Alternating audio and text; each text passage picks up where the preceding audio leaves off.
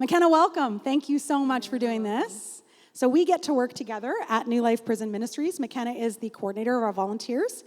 And like I said, I've known her for a very long time, and she's prepared some questions. And here's what I do. Every time I'm interviewed or I talk about Jesus in this way, I do my best not to actually prepare for these, because my good friend Jessica, who I'm looking at right now, has witnessed some great things in me and actually spoken into my life and said, the more you prepare, Nadia, the less you're spirit-led.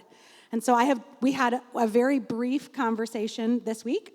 She prepared a couple of questions. She said, do you want me to bring the questions to you? And I was like, no, I really don't. I want you to ask me whatever. Here's kind of the outline of what I want to say.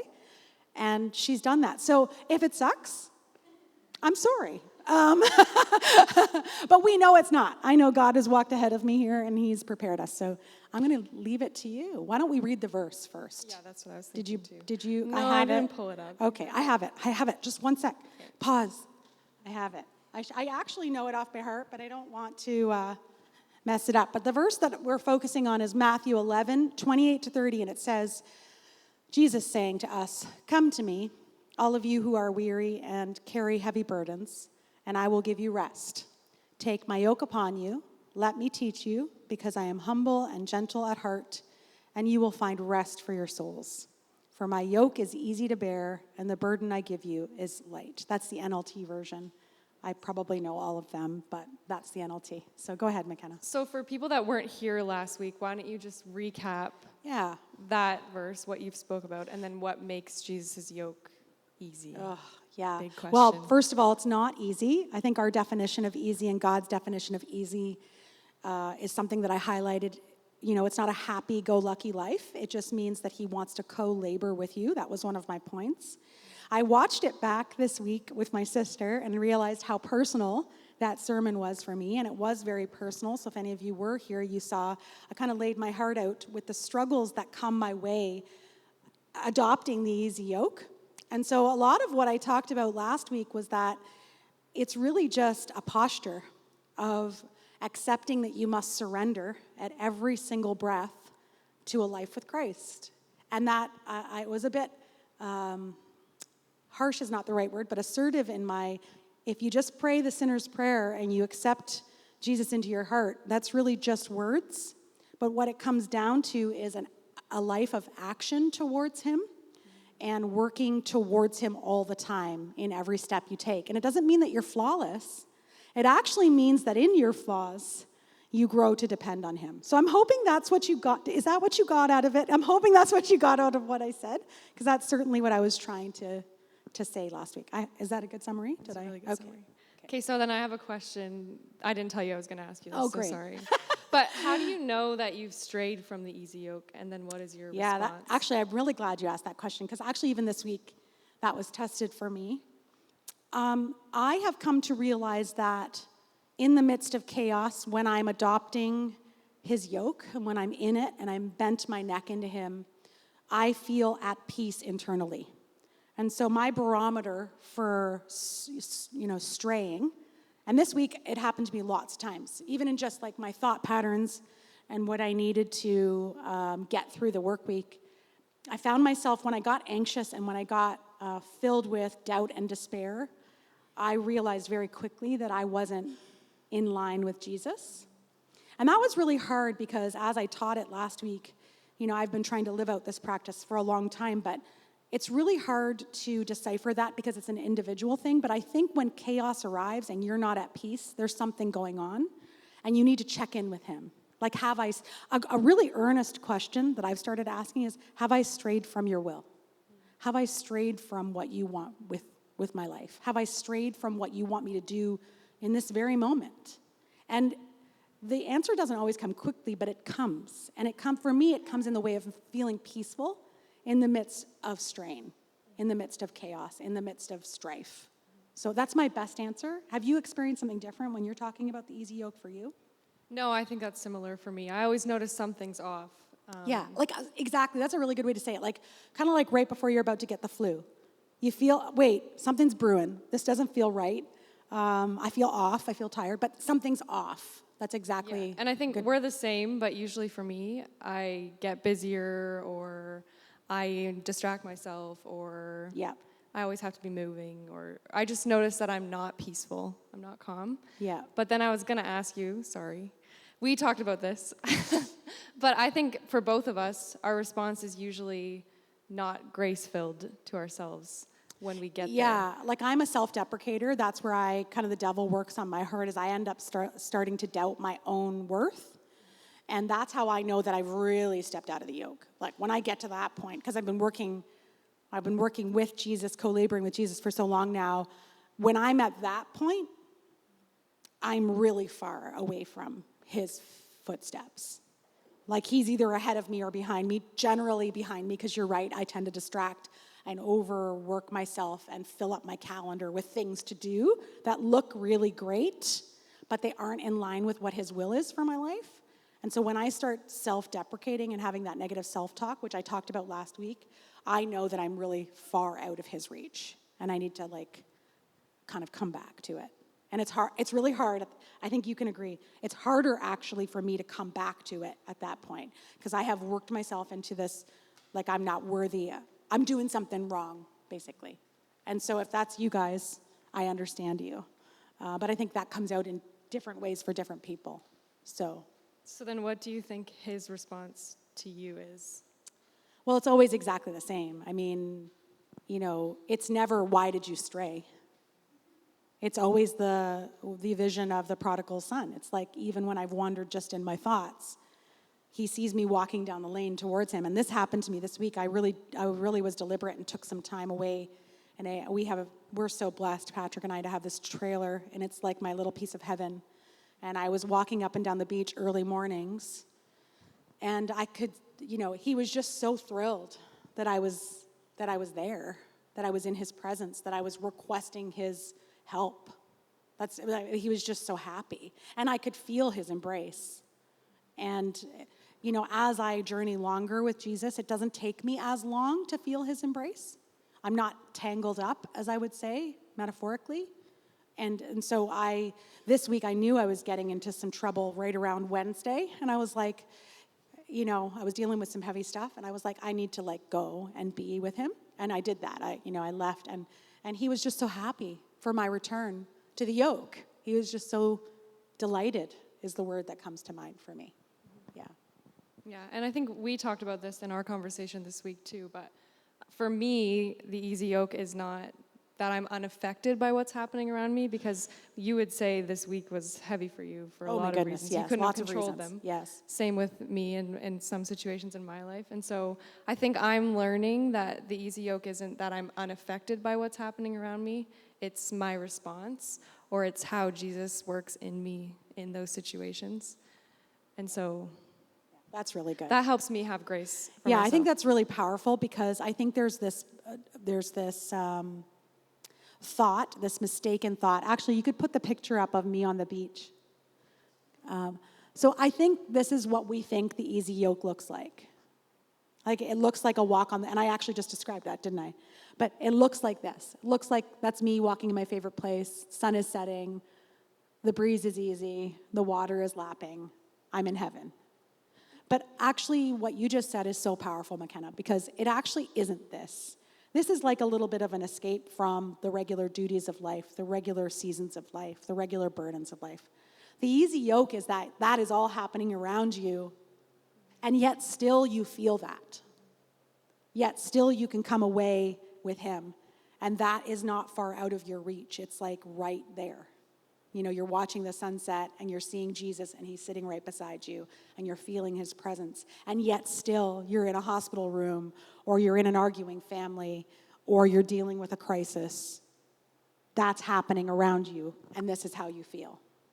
And so I just want to make sure you understand that the misconception is that the easy yoke looks like this all the time. And that is just simply not true. It's just a fallacy. So wipe that away from your minds and your thoughts. Yeah.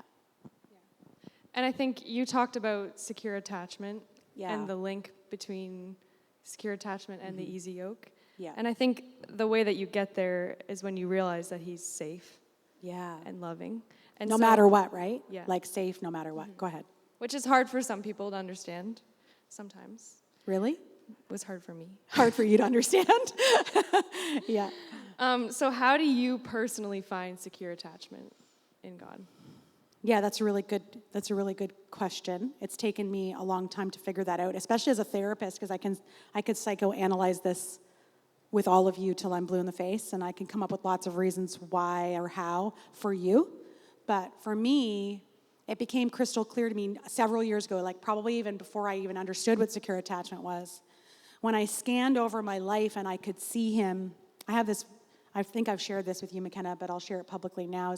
I have this real visual of an encounter with Jesus when I was about in grade 4, so however old you are at that age, like, I don't know, 8. And my dad had just had a surgery, and my dad was not a well man. He had a mental illness, and he was quite abusive.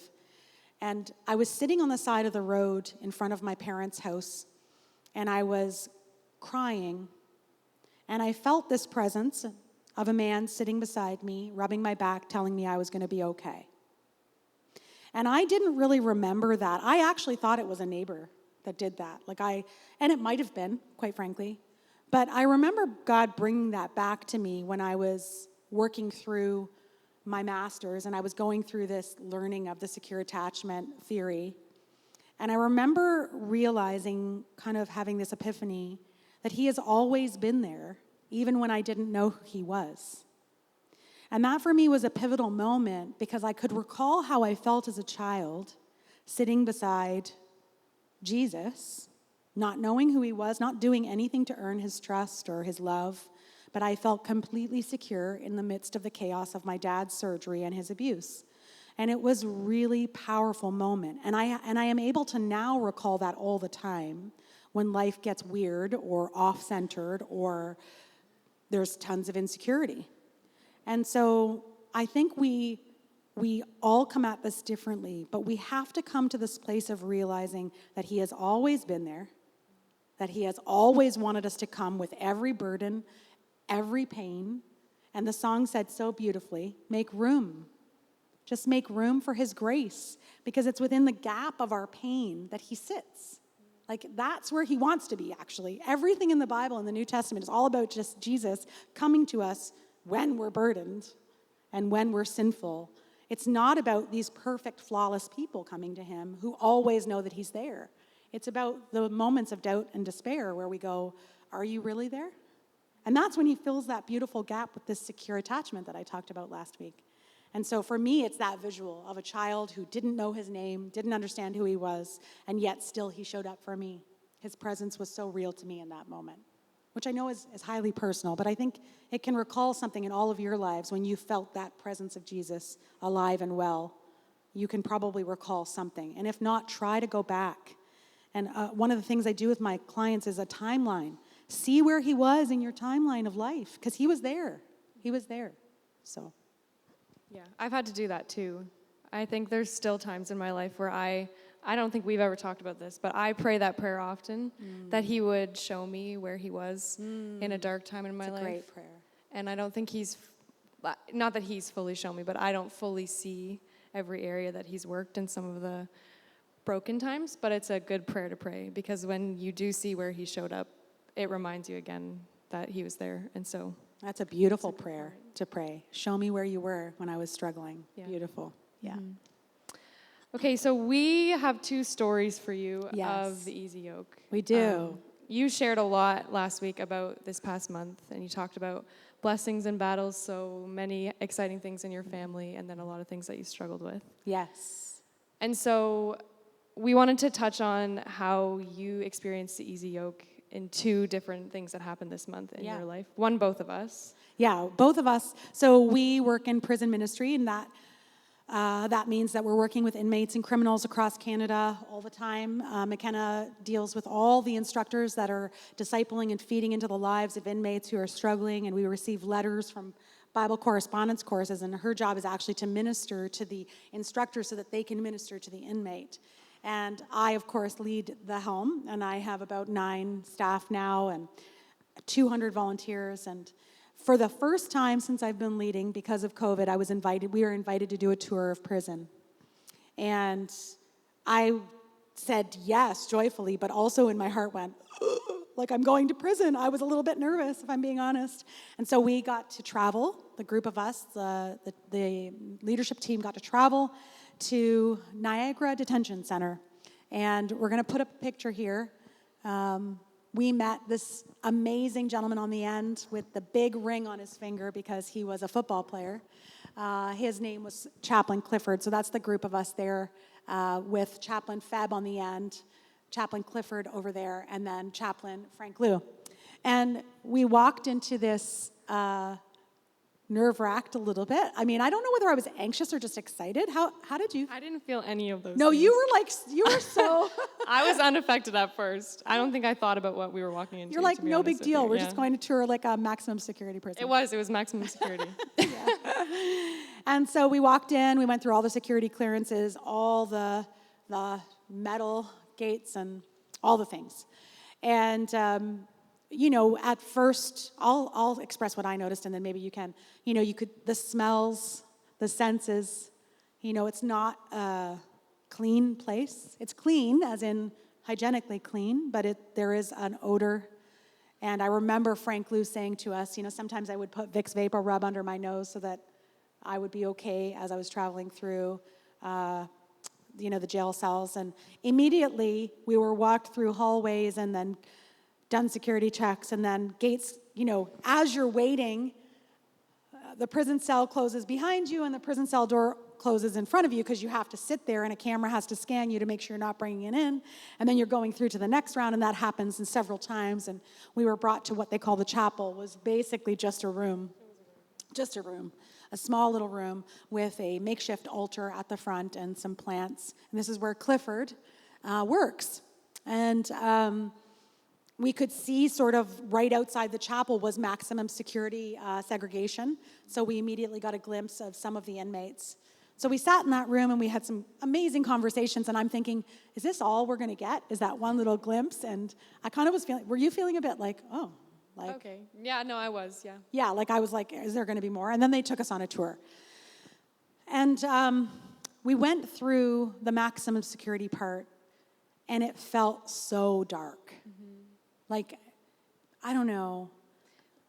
Like, even their body language. Yeah. It was as if their emotional pain had taken over their bodies. Yeah. And there's guards, too, and correctional officers. And everything is just kind of, like, desolate, like monotone. Quiet. Like deathly quiet. Like there's no noise other than the shuffling of feet and maybe some yelling of inmates going back and forth. And here's this amazing chaplain, Clifford, who for the first half hour just shared with us very little. Actually, it was his boss that was kind of sharing more about the programs that they offer and the rehabilitation and their heart for these inmates. Clifford said very little in that meeting. And he's walking us through, and as he's walking us through, you described this. I don't want to take your words away. How did you describe what happened as we're witnessing, we're looking in the eyes of inmates, and we're witnessing this dark place and the vacancy in the space? And what did you say to me? Well, I think it's important that you said that he didn't say very much, because that tells you how little we knew about him, too. Yeah, we knew nothing about him other than he was a chaplain. Mm-hmm. And so if you picture the dark, calm hallway, not calm, I wouldn't say calm, it's not calm, but dark, really dark. He would walk through and everything just lit up. The guards were cheering his name, and every inmate was coming to the window to say hi to him, and their faces lit up. And I think the contrast between light and darkness in that moment for me was so clear. It was so real and palpable that we couldn't even speak. Mm-hmm. Many of us were silenced, and all of us there, except for Linda, is an extrovert. And we were silenced by what we were seeing, that he would go from cell to cell and open up the hatch and fist pump. And his first words to every single inmate, I love you. I love you. How are you doing today? I love you so much. Hey, buddy, why are you in this cell? Did you do something? Do you need me later? Like, it was just like him seeing a friend at the mall. Mm-hmm. There was no reservation. There was no hesitation in his love for them. If he could have, he would have been hugging them. But his immediate need was to give them a touch, to tell them that he was there and that he was there for them.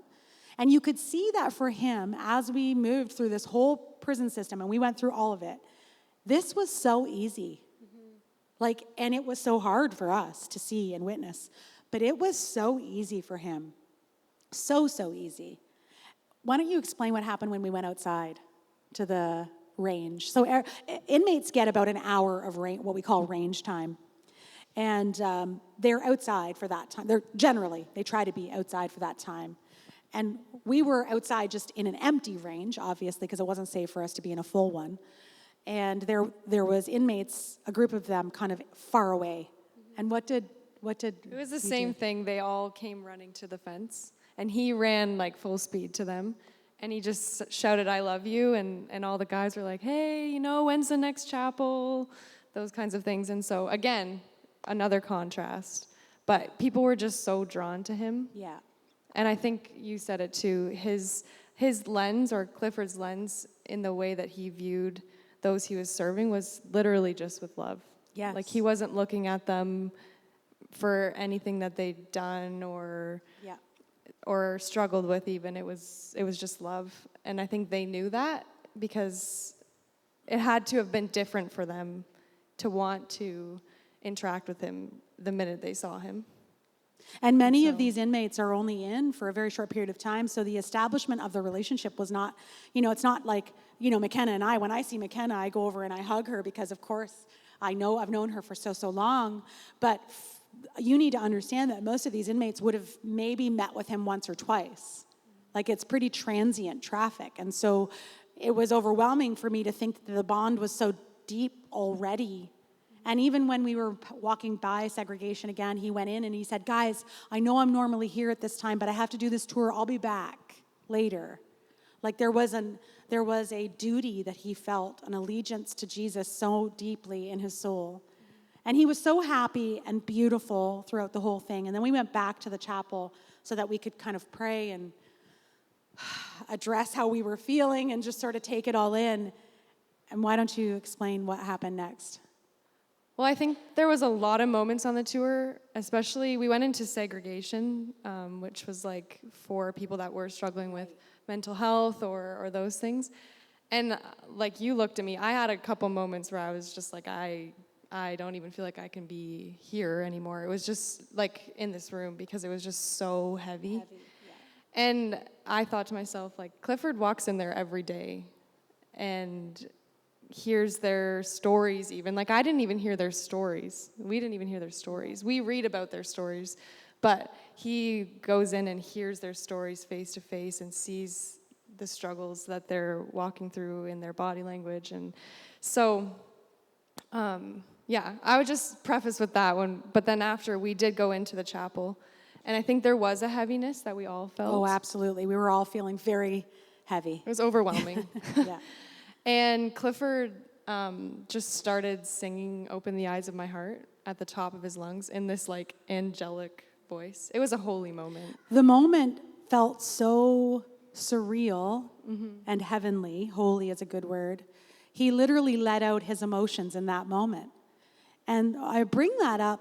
He started to cry and weep, and his posture was this as he sang. And I bring that up because of what McKenna said earlier. The surroundings did affect Clifford.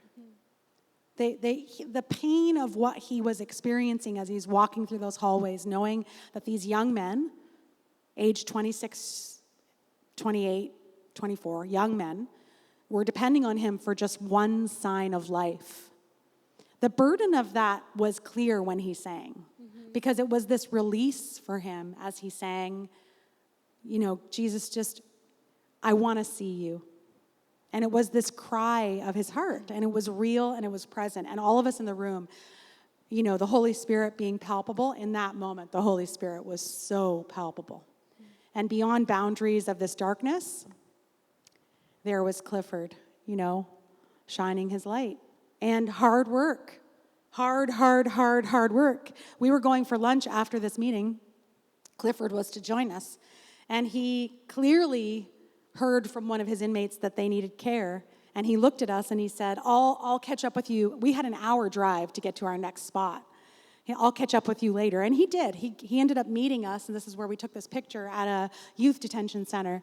But he skipped lunch so that he could go back and minister to whoever this young man was that needed him. And so I'm just so thankful. That day was a life changer for us. I think we both kind of just sat back and went, I don't know how to explain that to people. I hope we did it justice. I hope we did. Well, no, I'll say too, I think it was as if God made it light for him when he was working with the people that he was serving. But like you said, it didn't mean he wasn't unaffected. He did need that release. Yes. And going back to your beach picture, like it's the same thing, really. Yes. There are times where he makes it light and you can walk through tough things. But then there are other times where he gives you that release too. Yes. And so you need both, I think. Right. And the point of this story is not to point you to be like Clifford. It's like to do the work that he's doing. I think this is an example of how in our daily lives, we are all burdened with darkness. In our daily lives, the thoughts in our head and the things that are going on in our children's lives and the people around us and our staff, and if you're leading, and our friends, they can feel like the darkness of that jail cell. And I am not ever going to minimize that for you, because I witness it in my clients and in my staff and in people I love and my family. But I want you to know that the goal of sharing this with you is that you can grasp onto the easy yoke, which is Jesus, anytime you're feeling that way, and he can make the co-laboring light. And that's the point of sharing the Clifford story. Also, I just want you to know, he's a very humble man, but he wears that big fat football ring. Does everybody, CFL football ring? What ring is that, Patrick? The Grey Cup Championship. I knew that. But he wears that because that ring is actually his entry point to having conversations with inmates and with officers. As soon as they see that ring, they want to talk to him. They're like, hey, where'd you get that ring? Hey, what's that all about? And so he is so humble. He actually wasn't wearing it. He went into his office to go get it when he was going around to talk to the inmates, because that's kind of the talking point. So, yeah. It was neat, for sure. It was a beautiful, beautiful day. Well, I have another story. Yeah. Yeah. So the next picture. This is my beautiful, beautiful cousin. I call her my cousin. We're not actually biologically related, but in Italian culture, when you are from the same small little town, we call each other kumari and kumpari. So my parents and her parents were raised in the same small town. This is Mary. And Mary passed away last month. She's so beautiful. So my story of Mary, and you can see that I'm burdened right now.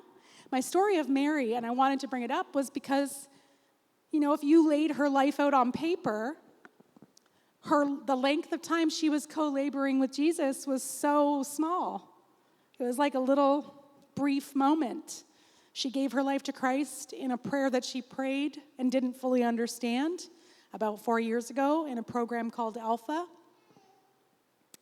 And I gave her a Bible and a Jesus Calling book. And I checked in with her as often as I could, and she distanced herself from me for lots of reasons. And then she would call me back into her life, particularly when she got diagnosed with melanoma that had spread to her liver. I was there for that moment to deliver the news to her family. And then she called me into her life again a couple more times to minister to her and remind her of Jesus. And then I found out early June, middle of June, that she was in her final days and that, cancer had ravished her body. And once I got to her bedside, I realized that she was closer to death than I had anticipated. She was a skeleton, a literal skeleton. She did not look that beautiful, but boy, her smile looked just the same. And so I sat beside her, and as I sat beside her, trying to remind myself Jesus had me here for a reason, I reminded myself that I shouldn't cry because I'm here to support her. And as I failed miserably at that attempt and cried my eyes out, she told me it was okay to cry and comforted me and reminded me why I was there and reminded me that I was strong for her in other times, but it was okay to be weak now. And in that moment, in that split second, I realized that she had adopted the easy yoke, that she had turned a moment where I was supposed to minister to her into a ministry moment for me and said, you've got the strength to do this, and we have stuff to do. And she looked at me, because when Mary would laugh, Mary had the best cackle. I called it a cackle. She had this best cackle. She waited until my tears were dried, and I went and got a glass of water, and she said, now come here. I got stuff to do. So, and I need you to do it all for me, and we don't have long. And so as we labored through the next few days and weeks, it ended up being just a 3-4 week process. I got to have tender moments with Mary as she was giving me my to-do list. And I think I shared this with you, McKenna, but I asked her such a human question. Are you scared? Are you afraid to die? And she, without hesitation, opened her eyes wide to me and said, no, I am fully surrendered, arms out to God. That's how we have to live, Nadia. And I thought, wow, fully surrendered, days away from death, saying goodbye to your 2 beautiful children, a single mom who has struggled her whole life. She said, I think we should have known this a long time ago, hey? And then she laughed and laughed again. And I said, maybe. And in that moment, I thought, this is the perfect example that I could share with anyone. That it doesn't matter the journey that you're on, how long you've been following Jesus. The easy yoke is available to you anytime. You don't need to have all the scriptures right. You don't need to pray perfectly. You don't need to understand it fully. It's right there, waiting for you. That prayer that she prayed so innocently and beautifully kept her tethered to the Holy Spirit, alive in her. And when she needed me, when she needed resource, she called out for help, and Jesus brought my face to her mind, and I would come. And I realized that in the final hours of our life, it says in the Bible, anyone who calls on the name of the Lord will be saved. And she kept calling upon his name again and again and again. And so as we labored through the final days and she was trying to make decisions of when to go to hospice and stuff, I saw her resolve come from the same place that Clifford's did. It came from this place of knowing that she was going to be okay, that she was going to go to heaven. We talked about that a lot. That Jesus made himself known to her. She had a beautiful moment with Jesus 2 weeks before she died. That was so real. And she kept asking me, do you think that was him? And I'm like, oh yeah, that was him. Definitely. And she was then ministering beautifully to everyone around her. So here I was in the exact same situation I was in prison. I was sitting at her bedside in palliative care and at hospice, and they do a beautiful job there, but boy, is it ever dark. It's so dark. Death is dark. It was never God's plan. And as I sat there in the chaos of her family system and I listened, she was ministering to everyone around her in the only way she could with the strength that she had. And she was talking until 3 hours before she died, which is very rare for those of you who don't know. Most people slip into sleep, into a coma. But she was speaking until 3 a.m. and she died at 6 a.m. And so she was doing her best to make sure that everyone around her knew that she was okay, that she was going to heaven, and that she loved them. And I think I wanted to give that example because it's not some ministry story like Clifford's or ours or Tyler's. It's just a simple little story of a person who knew who he was, accepted him, and came back to him again and again and again. So, plus I love her. She taught me so much. Would you say that during that time you also experienced the easy yoke? So interesting because I think I said this to the team when I came back after she died. She asked me to do her eulogy. She told me exactly what to say. She was very stubborn and very demanding. But someone asked me, like, how are you doing this? You know, you're leading a ministry and you have a psychotherapy clinic that you're running and then you have this, which like most people would take time off. And I'm like, well, I probably should be taking time off, so I don't want to suggest that you shouldn't. But it just felt so easy. Like every time I needed to be there, God would make a way. It was like this opening of my calendar. Like God would make a way for me to be there. God would make a way for the road to get to her house or to minister to her. And the words would come. And I felt a little bit like Clifford, you know, like I would walk into that space, and it wasn't perfect, but I would walk into that space and I would be an anchor for her, but not only her, the people around her and her children, the best way that I could. This is an awful situation to watch someone die. But I didn't feel burdened by it. I didn't even feel burdened by being at her bedside when she died. And I still do not feel burdened by it.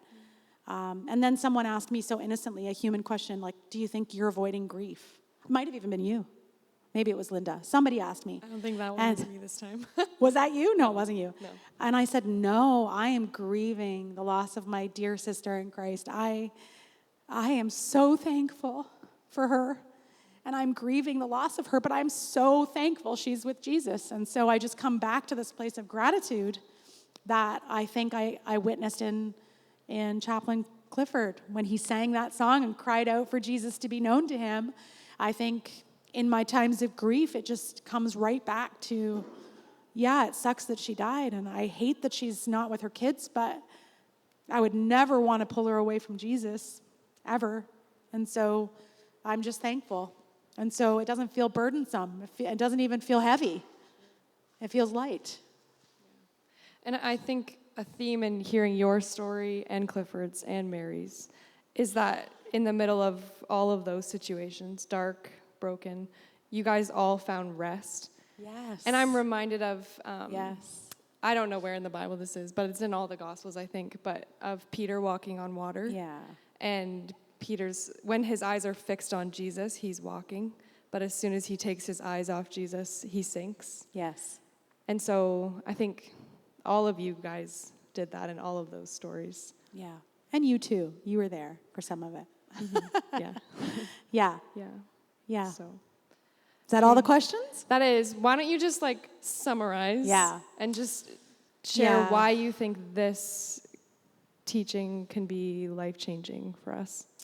Yeah, you know, I encourage all of you to understand that the depth of the knowledge I have of these verses is because I've sat in them for so long.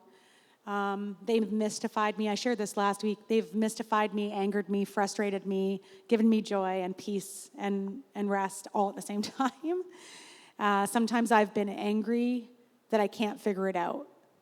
So I want you to know that all of those feelings for all of you as you read them and grip onto the easy yoke are normal. You are human and you are broken, and we all are, and that's just the way that it works. So that's one thing. The second thing I want you to know is, like, it seems like a simple invitation. And when you hear, like, the one song that we sang said, shake up the ground of all my traditions, what is it? And break up something of all my religion, something like that. I'm not a singer for, what is it? I said it? Okay, good. This verse for me is the complete opposite of religion. And I think that's why, you know, if you're overachievers like McKenna and I, sorry, I'm lumping you in. It's okay. You know, religion is easy. Like, you give me the 10 things to do, I'm going to be the best at them. I'm going to mark them all off my list, and I'm going to get them done. And every week I'm going to do the disciplines, and I'm going to read the Bible, and I'm going to teach for all you guys, and it's going to be the best sermon I can give. And it's easy, right? But it changes nothing in here. Religion is not what Jesus was after. And this verse, these sets of verses, is all about that.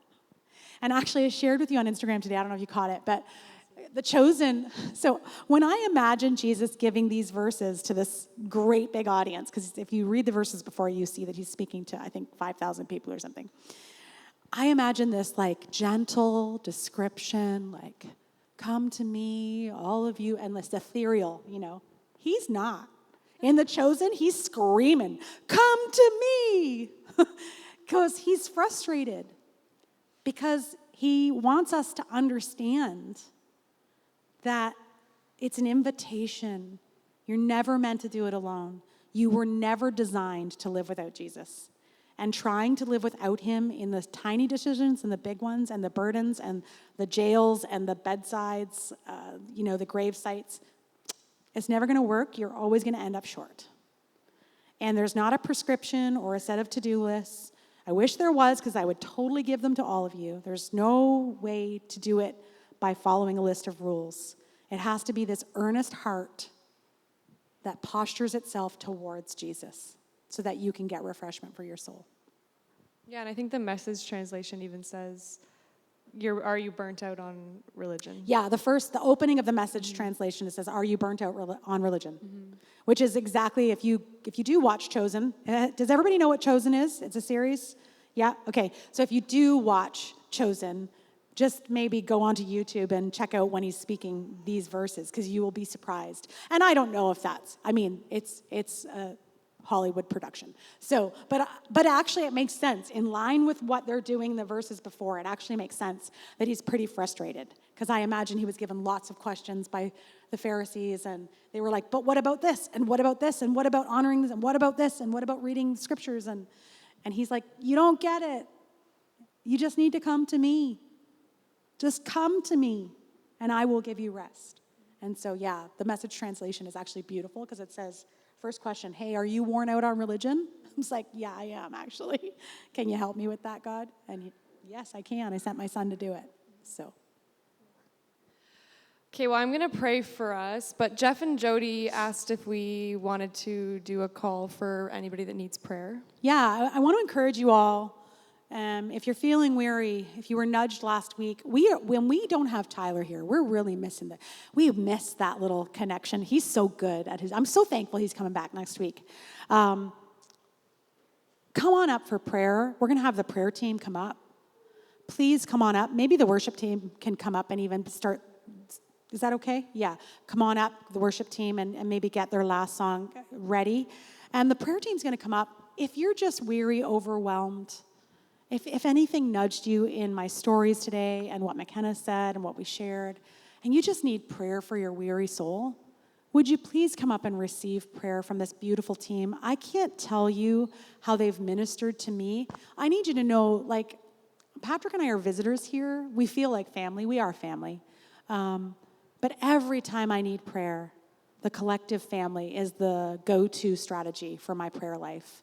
Whenever our family needs prayer, this team, I need you to know, prays for an hour and a half before you arrive in this building. And what you're experiencing here every single weekend is just simply an overflow of what the Holy Spirit is doing on the leadership team, the ministry team, the prayer ministry team, and the worship team. And so as the worship team comes, I'll get you to pray.